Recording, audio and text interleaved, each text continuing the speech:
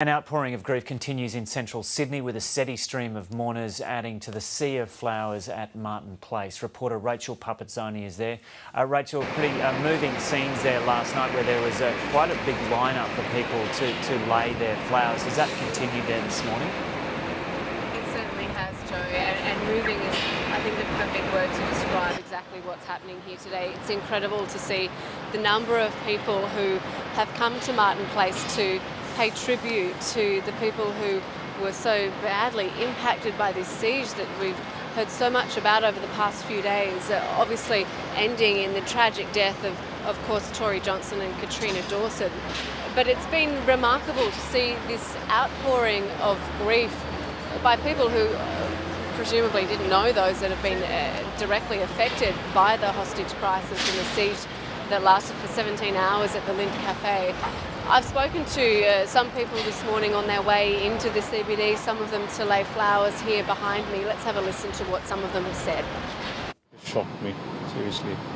Like, I'm a Muslim and I don't at all agree with what that person was claiming to do. Today I was getting family ringing me asking how things were, even though I'm at work down at Woolloomooloo. And it's just unbelievable what went on in the city. I don't think a lot of people will never get over it. I think it's just a sense of great sadness. I just feel sad at the moment, walking, thinking about these poor people who have died. Terrible tragedy. I've found that, I've grown up in Sydney for the past 22 years. I was born back in '92, and just to see an event like this happen in Sydney, it just saddens me.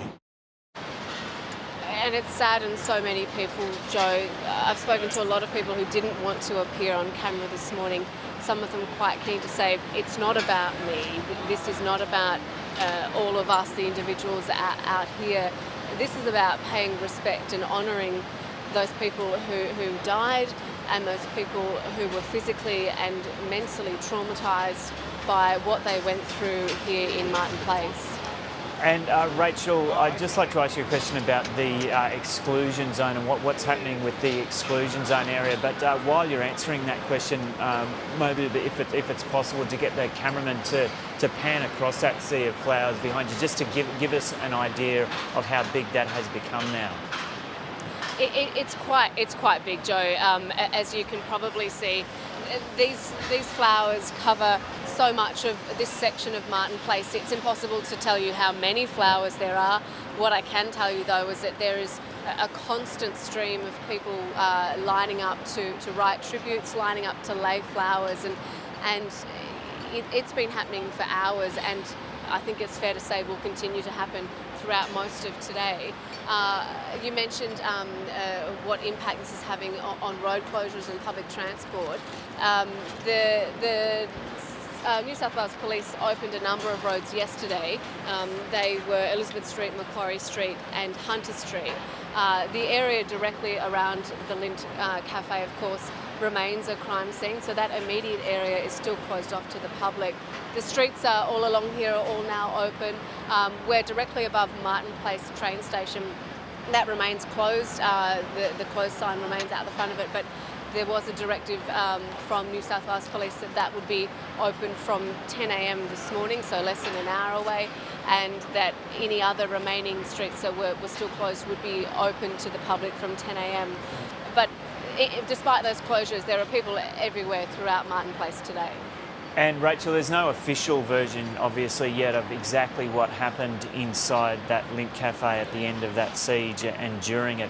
But there are reports coming out about the acts of bravery of the two of the people who died. We heard a fair bit about Katrina Dawson yesterday, but not so much about Tory Johnson. And it appears to be the case that maybe he'd actually wrestled with the gunman a few times. Yeah, that's right. There is no official word, Joe, on exactly what happened, and I suspect that we probably won't hear from police for some time officially what happened as they continue that investigation. I've also heard those reports that you mentioned that the manager of the Lindt Cafe, Tory Johnson, may have in fact tried to wrestle with the gunman. I think whether that happened or not, as you said, what we've been hearing about Mr. Johnson and Katrina Dawson is that they were both such giving people and such kind people, and it's lovely to hear those kinds of tributes from people who knew them, because so many people in Sydney, I think, feel some kind of connection or are able to empathise with what has happened, and even the family is just sort of, I guess that's the closest thing that we can empathise with, is what it would be like to have a loved one go through that trauma and either be injured or, of course, to lose a loved one is unspeakable. Yeah, families still dealing with that grief today. Okay, Rachel Pupazzoni reporting there from Martin Place in Sydney. Firefighting